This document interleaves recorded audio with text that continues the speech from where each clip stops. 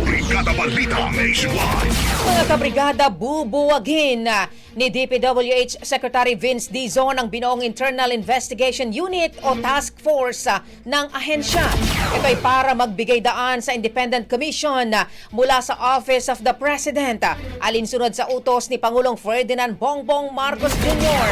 Ang hakbang na ito ay parte ng malawakang paglilinis sa kagawaran laban sa katiwalian, lalo na kaugnay sa mga substandard at mga ghost projects.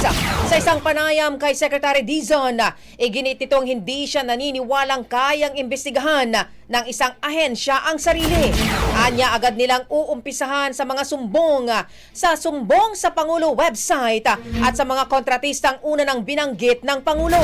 Bukod dito, mananagot din ang tiwaling kontratista at kawani ng gobyerno kung saan band at kakasuhan ng contractor, habang ang kasabwat naman ay agarang tatanggalin at sasampahan din ang kaso. Nilinaw rin niyang hindi na investigasyon at pagpapakulong ang kanyang layunin, kundi ang paglilinis sa ahensya at pagsasaayos ng mga proyektong walang silbi sa publiko. Ang bahaging ito ay hatid sa atin ng Standout ES4 Capsule. Simulang tuparin ang pangarap ng iyong anak. And starting now,